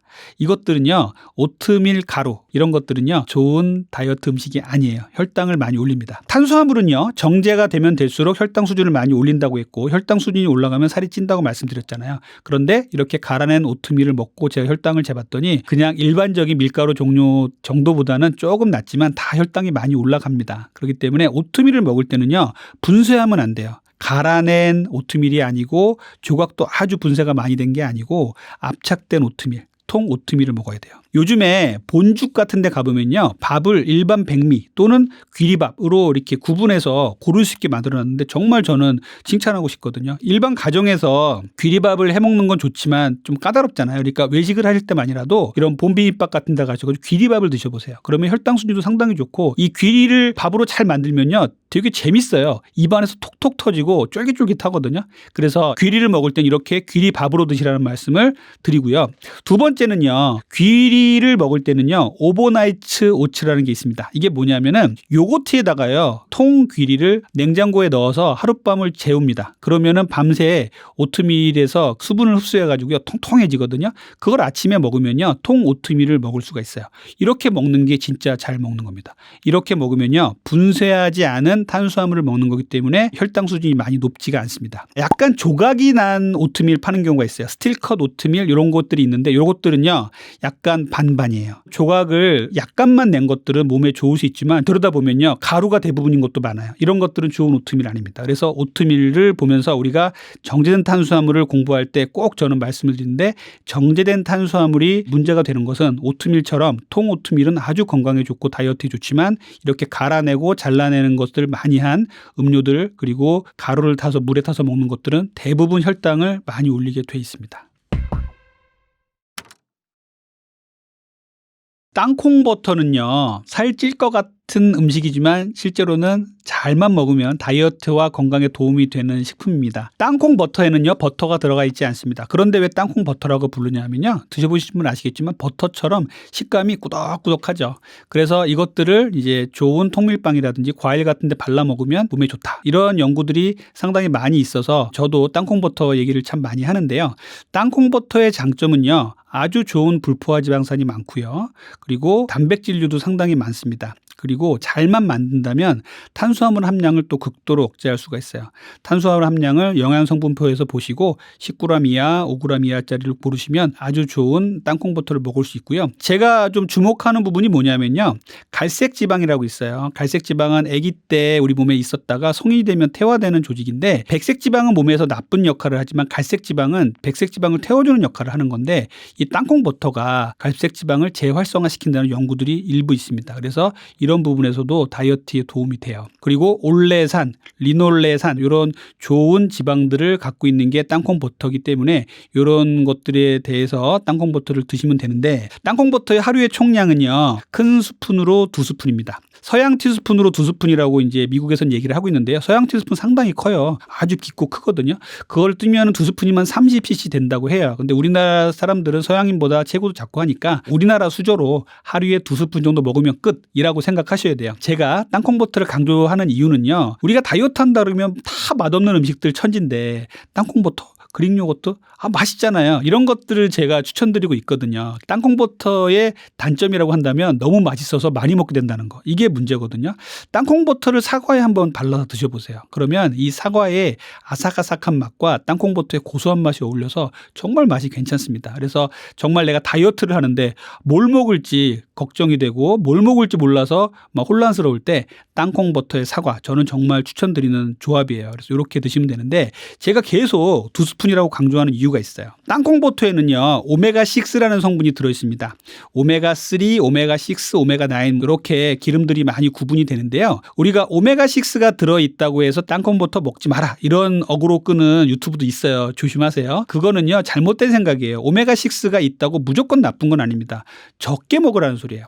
자, 내가 다이어트를 하는데 좋은 음식을 많이 먹고 있어요. 닭가슴살도 먹고 있고 야채도 많이 먹고 있는데 뭔가 좀 허전해 할 때 땅콩버터를 2스푼 먹으라는 소리예요. 그런데 내가 맨날 패스트푸드점 가가지고 햄버거 먹고 치킨 먹고 이런 사람들이 땅콩버터 2개 더 먹는다고 절대 건강해지지 않습니다. 이건 건강을 망치는 비결이에요. 자, 우리 현대인들은요 오메가6 함량이 많은 음식들을 계속 많이 먹고 있어요. 지금 WHO에서는요 오메가3와 오메가6의 비율을요 지금 현대인들이 1:9에서 1:20까지 높게 먹고 있다고 경고를 하고 있어요. 그래서 오메가6 함량을 줄여라라고 누누이 얘기하고 있거든요. 그런데 우리가 다이어트 식단을 하다 보면 오메가6를 먹을 일이 그렇게 많지 않습니다. 그런데 여기에다가 오메가6가 들어있는 땅콩버터 2스푼을 먹는다는 건 몸에 큰 지장이 없어요. 대세에 지장 없습니다. 그래서 WHO에서는요 오메가3 대 오메가6의 비율을 1:4 정도로 맞추라고 돼 있어요. 그래서 건강한 식사를 하시면서 땅콩버터 2스푼은 건강과 다이어트에 좋습니다. 그러니까 땅콩버터 2스푼을 잘 드시고요. 주의해야 될 거는요, 땅콩에는 알레르기 있는 분들이 계시니까 땅콩 알레르기가 있는 분들 절대 드시면 안 되고요. 땅콩버터 오염될 수 있어요. 그래서 땅콩이 오염이 돼서 날짜가 지나면 산패되는 걸 잘 알고 계실 거예요. 땅콩이 오염된 걸 먹으면요 암이 생깁니다. 이런 부분이 있기 때문에 주의하셔야 되는데, 땅콩버터는 그런 산패 위험이 조금 덜하긴 해요. 하지만 보관 방법을 직사광선을 피해서 냉장실에 보관하세요 라는 식으로 써 있다면 그거를 잘 지켜주셔야 되고요. 한번 숟가락으로 들어가서 입에 들어간 것을 다시 병 속에 넣으시면 안 돼요. 한번 뜨신 스푼은 내려놓고 다른 스푼을 이용을 해야겠죠. 그래서 이렇게 땅콩버터를 이용하실 때는 오염되지 않게 주의한다. 그리고 유통기한에 주의한다는 것들을 주의해 주셨으면 좋겠습니다. 제가 하루에 한두 잔만 먹으면 건강과 다이어트에 도움이 되는 것 중에 계피를 말씀드려요. 계피는 싫어하는데 시나몬은 좋아해, 이런 분도 계시는데 같은 말입니다. 그래서 계피와 시나몬을 좀 혼재돼서 쓰기 때문에 이게 계피 시나몬이라고 제가 말씀드릴 건데요. 자, 같은 말이지만 엄격하게 좀 구분을 해볼게요. 우리가 수정과 같은 데다가 먹는 약간 나무처럼 생긴 맵고 쌉싸름한 맛이 나면서 단맛이 나는 것은요 카시아 계피라고 해요. 그리고 커피 전문점 같은 데 가가지고 카푸치노 같은 데 뿌려 먹는 것은요, 실론 시나몬 계피라고 합니다. 그래서 이렇게 좀 달라요. 다른 것들을 강조하는 이유는 뭐냐면요, 수정과에 넣어 먹는 이 카시아 계피는요, 많이 드시면은 쿠마르진이라는 성분이 몸에 많이 들어오면은 좋을 게 없어요. 혈전을 용해하는 성분이긴 한데 이게 너무 많이 들어오면요, 혈전 용해 성분이 너무 많이 들어오면 안 되겠죠. 그다음에 혈액순환도 너무 원활하게 해주다 보면 혈압이 떨어지는 경우도 있어요. 그래서 쿠마린 성분이 있기 때문에 주의하시고, 이렇게 계피 시나몬이 좋은 이유는요, 이게 약간 달짝지근하면서도 부드럽고 약간 매운맛도 나면서 그렇잖아요. 좀 오묘하지 않습니까? 그래서 요것들을 먹으면요, 식욕이 떨어지는 효과가 입증이 됐습니다. 그래서 그냥 계피 시나몬을 가루로 해서 더운 물에 타서 먹는다든지, 또 아메리카노나 그리고 카푸치노 그리고 카페 라떼 같은 데다가 시나몬 계피를 한두 스푼 넣어서 먹는 거 정말 추천드리거든요. 그러면은 식욕도 떨어지고요, 또 인슐린 저항성도 좋아지게 한다고 돼 있고 혈당 순위도 낮춘다고 돼 있어요. 그래서 이렇게 계피 시나몬은 제가 정말 추천드리거든요. 단 주의해야 될 거는요, 말씀드렸듯이 쿠마르진이라는 성분이 이 카시아 계피 쪽에 많이 들어있기 때문에 계피를 고를 때는 스리랑카에서 나온 실론 시나몬이라고 돼 있는데 이런 것들을 구하시고요, 하루에 한두 잔으로 끝내세요. 이것들 너무 많이 드시면 이 쿠마르진이라는 성분이 너무 많아지면 몸에 좀 무리가 올 수 있기 때문에 이런 것들만 주의하시면 되겠습니다. 과일은요, 정말 요즘 논란이 많죠. 과일을 예전에 먹을 때는요, 과일이 좋았어요. 예전에 우리가 산업화 시대일 때 탄수화물도 많이 못 먹고 그리고 먹는 게 좀 부실할 때 식사를 다 먹고 나서 과일 한두 개 까먹으면서 가족들끼리 TV 보면서 담소 나누고, 이거는 아주 좋은 모습이었잖아요. 그리고 그때는 과일을 이렇게 먹고 나가서 활동도 많이 하고 했단 말이에요. 근데 지금은 어때요? 포만감 있게 음식을 먹고 나서 또 과일을 먹고, 뷔페 가서 다 먹고 난 다음에 제일 마지막에 과일로 또 탄수화물을 채운단 말이에요. 자, 과일은요, 탄수화물입니다. 과일이 탄수화물이에요? 이러면 놀라시는 분들 계시거든요. 과일은 탄수화물이에요. 과일은 섬유질과 수분을 빼면요, 대부분 설탕, 과당, 포도당이 포함되어 있는 탄수화물입니다. 그래서 혈당 수준을 일부 높일 수 있습니다. 과일에 따라 달라요. 그래서 이렇게 설탕과 과당, 포도당의 함량이 다른 거에 따라서 과일의 맛이 조금씩 이제 달라지기 시작합니다. 예를 들어 망고라든지 바나나라든지 파인애플 같은 것들은요, 혈당 수준을 많이 높여요. 그래서 당뇨가 있는 분들 그리고 다이어트를 하려는 분들은 좀 피하시는 게 좋고요. 그리고 사과라든지 배가 아주 단맛이 강한 게 아니라면은 추천을 드립니다. 그리고 제일 좋은 거는요, 자몽이라든지 아보카도 그리고 과채지만 토마토, 레몬, 이런 것들은 아주 좋은 과일이거든요. 이런 것들을 좀 위주로 드셔야 돼요. 과일을 드실 때는 자기 주먹 하나가 하루 총량입니다. 그래서 우리 사과 같은 것들은 뭐 반쪽이나 한 개 정도가 되겠죠. 이렇게 먹는 게 제일 좋고요. 그 이상 드시면은 우리 몸에 썩 좋을 이유가 없어요. 우리는 탄수화물이 넘쳐나는 시대에 살고 있기 때문에 과일을 좀 줄이라는 말씀을 드린 거예요. 자, 그런데 여기서 망고 그리고 바나나 그리고 파인애플류를 또 말려서 또 갈아서 즙으로 내서 먹습니다. 그러면 어떻게 될까요? 우리가 과일을 먹는 데의 이점은요, 그 과일 안에 들어있는 섬유질이 상당히 중요한데 섬유질을 다 파괴해버린 걸 먹는 게 갈아낸 걸 먹는다든지 즙을 내서 먹는 거란 말이에요. 즙을 내서 먹거나 이런 것들 정말 안 좋아요. 그래서 최근에 뭐 과일을 이렇게 갈아가지고 먹는 다이어트 방법, 무슨 알파벳 주스로 달린 주스, 저는 별로 추천하지 않습니다. 오히려 그냥 그런 과일들을 씹어 드십시오. 씹어 드시는 게 제일 좋고요. 결국은 야채도 거기서 갈아 드시는데 야채도 섬유질이 다 파괴된 걸 드시는 거 썩 좋지 않거든요. 그래서 야채도 마찬가지고 다 씹어 드시는 게 좋고요. 말린 과일은 왜 나쁜가 하면요, 말린 과일은 단위 면적이 줄어들잖아요. 우리가 말리면은요, 이게 작아지는데 그것들을 시각적으로 보고 목 넘김을 먹다 보면 너무 많이 먹게 됩니다. 그래서 일반적인 과일을 먹고 나서 포만감을 느끼는 것보다 말린 과일은 포만감을 못 느끼기 때문에 더 많이 먹게 되고 혈당 지수, GI 지수, GL 지수가 엄청나게 높아져요. 그래서 이런 부분을 조심해야 되기 때문에 과일은 당도가 낮은 과일을 꼭꼭 씹어서 껍질째 먹는 게 제일 좋습니다. 탄수화물의 단맛이 나쁘다 하니까 이 식품 업계 쪽에서는 조금 이제 꼼수를 쓰기 시작해요. 저당입니다. 그리고 안심하십시오. 탄수화물 수치가 낮습니다라고 해서 탄수화물 함량을 보면 정말 낮아요. 여기에 섞여 있는 것 중에 주의해서 보셔야 될 게 또 짠맛입니다. 최근에 제가 어떤 음식을 먹어봤는데 이 음식에 탄수화물 함량이 정말 적은데 맛있어요. 그래가지고 뒤에 영양성분을 보니까 나트륨 함량이 어마어마합니다. 이렇게 단맛 대신에 짠맛을 넣어서 맛을 잡으려는 노력들을 식품업계에서 많이 한단 말이에요. 결국 짠맛은요 나트륨이고 나트륨 함량이 많아지면 결국은 혈압을 올리고 혈관에 좋을 리가 없습니다. 그리고 부종을 만들죠. 그리고 계속적으로 짠맛은 단맛을 부르게 돼 있어요. 그래서 단짠이라고 하잖아요. 그래서 이렇게 짠맛에 길들여지면 안 되거든요. 그래서 짠맛도 상당히 주의해야 될 거니까 반드시 영양성분표를 한번 보시고 탄수화물 함량도 보시고 나트륨 함량이 높지 않은가를 한번 더 확인하시면 좋겠습니다. 저는 다이어트 클리닉에 찾아오시는 모든 분들께 식후에 걸으라고 말씀을 드려요. 식후 걷기는요 혈당을 떨어뜨리고 건강에도 많이 도움이 되죠. 식후에 걷는 거 갖고 무슨 운동이 돼 이런 말씀 많이 하실 수 있는데 우리가 다이어트 클리닉에 찾아오시는 이 고도비만 환자분들은요 정말 운동량이 부족하신 분 많거든요. 그런데 이 걷기조차도 힘드신 분들한테 무슨 고강도 운동을 시킨다 이거는 정말 힘든 일이에요. 그래서 걷기가 가장 기본이 되는 운동입니다. 자, 걷기는요 돈도 안 들죠. 운동화만 있으면 되고 그리고 시간과 장소의 제약을 덜 받습니다. 그렇기 때문에 언제든지 나가서 걸으시면 돼요. 의지만 있다면 할 수 있어요. 그리고 걷기가 가능해지면요 이제 속보로 걸을 수가 있겠죠. 속보로 걸으시고 그다음에 이런 속보가 가능해지시면 러닝도 가능해지고 계단 오르기도 가능해지고 등산도 가능해집니다. 그래서 걷기가 운동이 아니다. 걷기 말고 이거 타세요라는 어그로를 끄는 유튜브 상당히 많은데 걷기가 왜 운동이 아닙니까? 다만 강도가 좀 낮은 운동이죠. 그래서 걷기는 가장 중요한 우리 몸을 움직이는 운송 수단이자 운동이라고 저는 생각해요. 식후 걷기 운동을 제가 강조하는 이유는 뭐냐면요. 자, 식후에는요 혈당이 천천히 올라갑니다. 이 혈당이 올라가는 거를 잡아줄 수 있는 건요 운동밖에 없어요. 내가 저녁에 의도치 않게 탄수화물을 억제하려고 그러는데 탄수화물이 많은 음식을 먹었어요. 그러면 할 수 있는 방법은 단 하나밖에 없습니다. 나가서 걸으십시오. 걸어서 혈당을 떨어뜨리는 수밖에 없어요. 그래서 혈당이 200까지 올라갈 것을 걸으시면요 140 정도 150 정도에서 쭉 멈춰서 이제 충분히 걷다가 돌아오시면 되거든요. 저는 식사 후에 바로 걸으시라고 말씀드려요. 식사 후에 바로 걸으면 배가 아프지 않나요? 이런 말씀들 많이 하는데 배가 아플 정도로 강도가 높게 걷자는 말씀은 아니에요.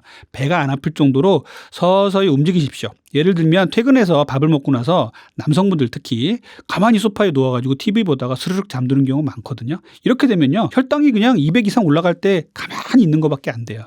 조금만 근육만 움직여줘도 우리 몸은요 혈당을 천천히 올리게 돼 있어요. 우리의 근육은 혈당을 먹는 스펀지라고 하거든요. 그래서 조금씩 움직이세요. 설거지도 하고 재활용도 하면서 가정에서 점수도 따시고 이 밖에 재활용하러 나갔다가 한 바퀴 돌고 오는 거죠. 그래서 배가 안 아플 정도가 된다면 조금 더 속도를 올려서 20분 이상 한 4, 50분 정도 운동하라고 제가 말씀드리는데 등에서 땀이 날 정도로 운동을 하고 걷기를 하고 들어오십시오. 그러면은 혈당 수준도 많이 안정이 되고 상당히 건강에도 좋은 방법이 될 겁니다.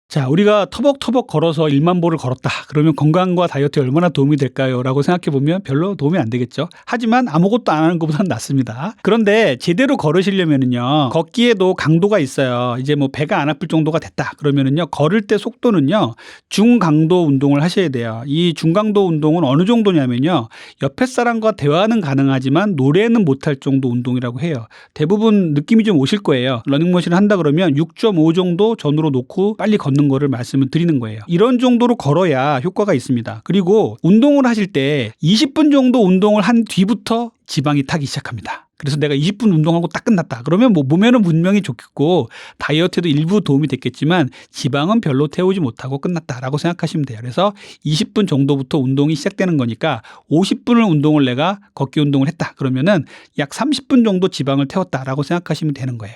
그리고 일주일에 3-4번 이상은 꼭 이런 운동을 해주시는 게 좋고요. 강도라든지 이런 횟수 같은 것들이 상당히 중요합니다. 이런 것들을 꾸준히 반복해서 해주신다면 다이어트와 건강에 상당히 좋을 것이에요.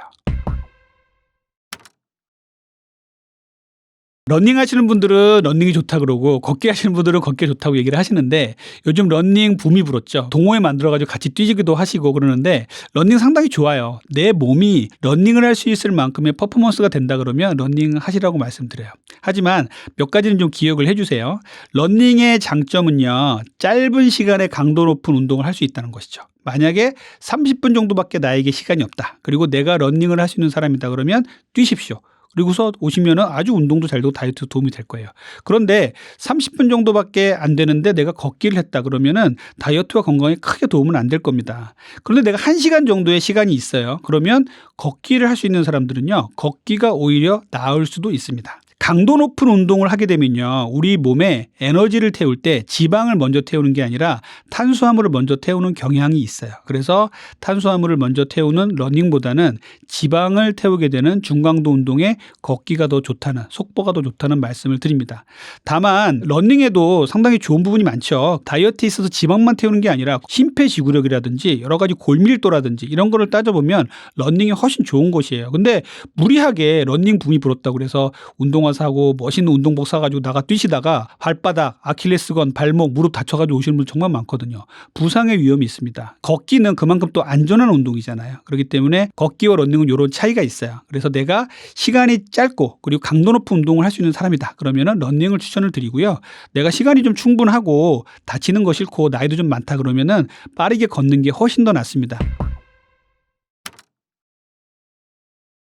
여러분들 헬스클럽 같은 데 가보시면요, 옆에서 운동을 하시는 분이 러닝머신을 타는데 갑자기 막 뛰다가 1, 2분 하다가 갑자기 또 천천히 걷다가 또 갑자기 막 뛰다가 한 10분만 하고 내려가요. 끝난 것처럼 다른 운동이에요. 그래서 저게 뭐지? 이렇게 생각하는 분도 계실 텐데 이것이 바로 HIIT예요. 고강도 인터벌 트레이닝이라고 합니다. 이 운동이 왜 중요한가 하면요, 애프터번 효과라 그래서 지방을 꾸준히 태워주는 효과가 있고요, 심폐지구력에도 도움이 된다 그래서 30분, 1시간 운동한 것과 거의 맞먹는 운동으로 10분 정도만 운동해도 이런 효과가 있다고 돼 있어요. 이 HIIT의 장점은요, 모든 운동에 접목할 수가 있다는 겁니다. 걷기라든지 조깅, 그다음에 실내 자전거 타기, 수영 이런 데도 다 접목시킬 수가 있어요. 계단 오르기도 할 수 있습니다. HIIT의 가장 중요한 건요, 불완전한 휴식이에요. 아주 최대의 강도로 빨리 걷거나 뛰다가 불완전한 휴식을 또 취합니다. 걷는 거라면 어슬렁어슬렁 걷거나 뛰는 거라면 천천히 뛰는 정도에 걷다가 또 다시 1분 정도를 아주 강도 높게 뜁니다. 이렇게 반복해서 한 5세트 하면 끝. 이렇게 끝나는 게 고강도 인터벌 트레이닝이에요. 계단 오르기에 접목을 시킨다면요, 한 3, 4층 정도를 빨리 전속력으로 최대 강도로 오르고요, 또 3, 4층 정도를 천천히 계단을 오르고요, 또 3, 4층 정도를 또 빠르게 오릅니다. 이렇게 해서 15층, 20층 정도를 올랐다가 내려오면은 끝입니다. 그래서 이렇게 짧은 시간에 운동을 하는 것이 중요한 거예요. 이 HIIT는요, 우리의 그 진화하고 좀 연관이 있어요. 우리 예전에 선조들은 구석기 때 몸하고 지금 몸하고 똑같다고 얘기를 하잖아요. 우리 예전에 선조들은 먹을 게 없고 짐승이 안 나타나고 이러면은요, 가만히 누워 있다가 갑자기 사냥할 짐승이 뛰어가면요, 갑자기 벌떡 일어나서 뛰었어야 됐어요. 여기서 나온 게 바로 간헐적 단식처럼 간헐적으로 운동을 해도 효과가 있다라고 얘기 나온 게 HIIT입니다. 그래서 간헐적 단식과 HIIT를 병행했더니 효과가 좋더라. 이런 논문들도 상당히 많아요. 그래서 이렇게 고강도 인터벌 트레이닝이 가능하신 분들은 고강도로 운동하시다가 불완전한 휴식을 취하는 운동을 반복해서 하시면 아주 좋겠습니다. 다이어트 클리닉을 하는 저한테 하루 중에 제일 빼놓지 말고 이 시간만큼은 뺏기지 않았으면 좋을 것이 무엇인가라고 물으면 저는 수면 시간이라고 얘기를 하겠어요. 저한테는 정말 수면이 중요하고요. 또 수면은 연구하면 연구할수록 정말 중요한 겁니다. 다이어트 측면에서만 수면을 살펴보면요, 밤 10시에서 새벽 2시까지 숙면을 취할 때는요, 성장 호르몬이 나와요. 성장 호르몬은 아이들한테는 성장을 해주게 하지만 어른들, 다 큰 성인들한테는 지방 대사를 원활하게 해주고요, 식욕을 조절하게 해주고 모든 식욕 조절 호르몬을 정상화시켜줍니다. 그리고 사지 말단으로 지방을 내보내주는 역할을 해요. 그런데 운동이 잠자는 것보다 중요하다, 이런 얘기를 하시는 분들도 계세요. 물론 운동도 중요합니다만 잠자는 시간을 쪼개가면서 운동을 한다, 저는 좀 반대예요. 잠자는 게 더 중요합니다. 또 하나는 운동하시는 분들 아시겠지만 운동을 열심히 하고 단백질을 많이 먹어도요, 잠을 못 자면 근육이 안 붙어요. 근육이 생성되고 재생되는 시간은요, 밤이에요. 잠자는 시간입니다. 그래서 잠이 정말 중요해요.